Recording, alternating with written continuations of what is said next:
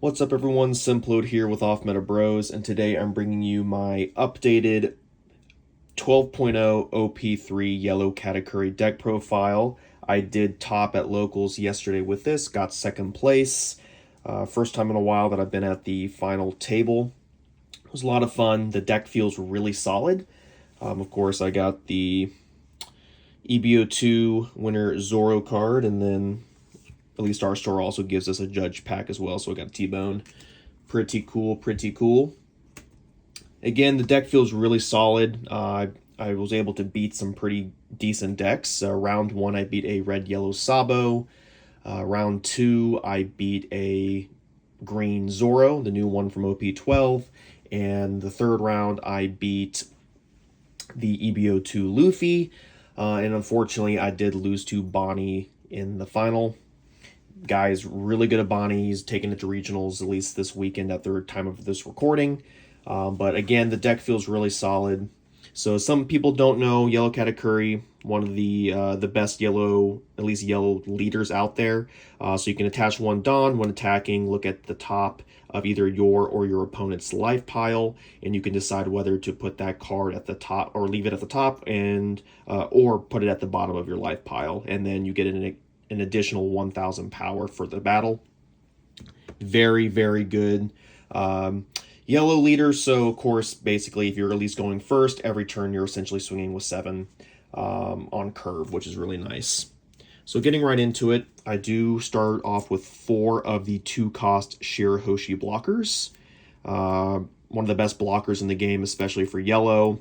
Pretty much everyone leaves it on the field because, of course, if it does get KO'd, you do get to add a life to your pile there. For the trigger ability, I do run 4 of the 3-cost Brûlé blockers. Always like to at least have this in my life pile, then put it at the bottom if I see it with my leader effect. Great turn 2 card if I'm going second. Basil Hawkins, I will always play this from my hand if I have it, or if I play it, or if I get it as a trigger. It's a great way to cycle out your hand.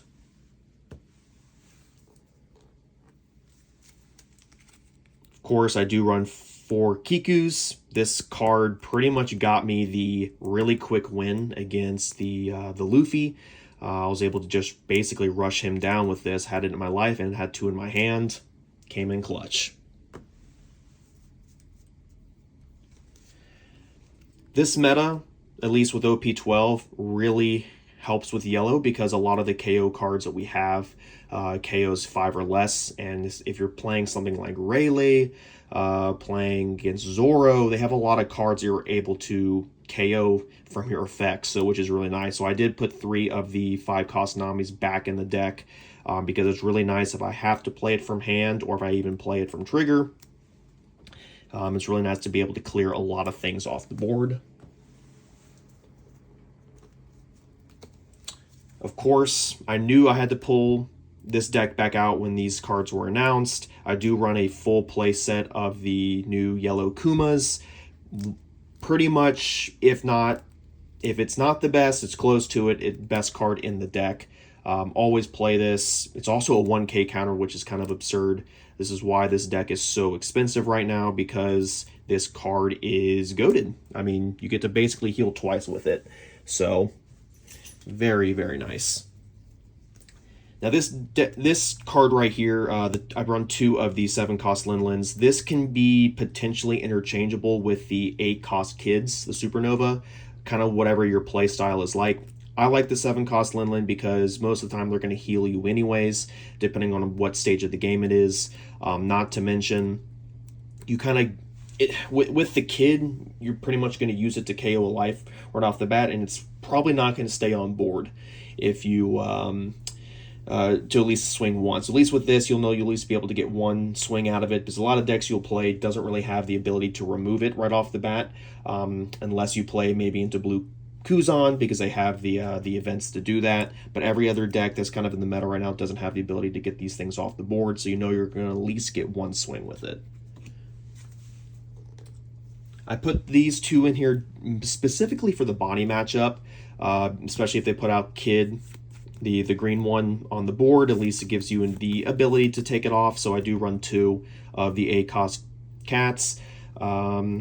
If I don't see Kit on the board, of course, I can always heal myself with it. You know, with the Kikus, putting it back in life, a great option. All these cards really are great options to put back in life, especially with the triggers.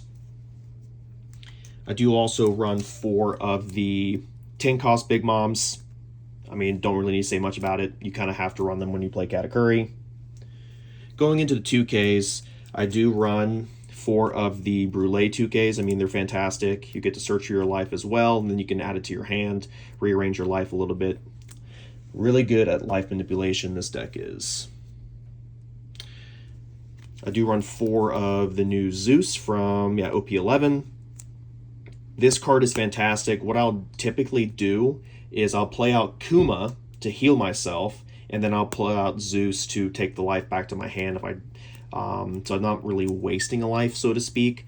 So this is really good to clear out a lot of things on the board, especially against maybe the Rayleigh matchups. Again, I've used it a lot for the Zoro matchups as well.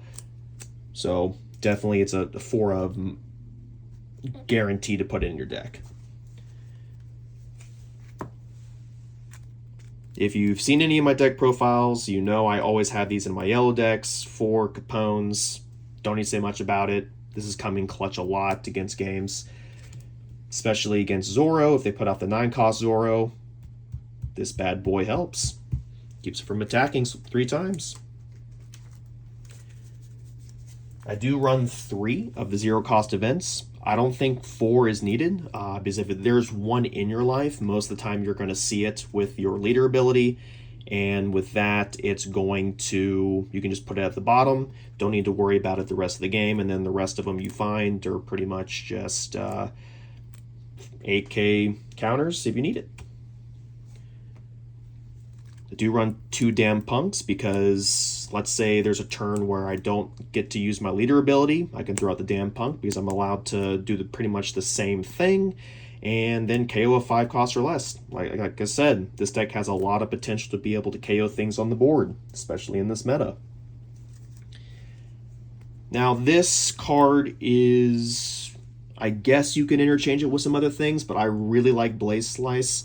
And you'll see it in some of the, I'm going to be posting the videos of my matchups with this 2nd place deck after this goes live. So you'll see, but this does come in clutch, especially in my green-purple Luffy game. It's really nice because you could add the 1000 power, then rest a blocker potentially. So you could use it in game, and it only costs 1 Dawn to do so. So really nice. And also the trigger as well, maybe against Rayleigh, you can rest one of their attackers if you need to. So there you go. Something that's people may be asking, I know they're probably going to ask in the comments, is where are your searchers? I don't think you need it. I think the putting searcher is a waste of a 4-drop in the deck, or at least a 4 of in the deck, I apologize. Why? Because there's a few potentials here.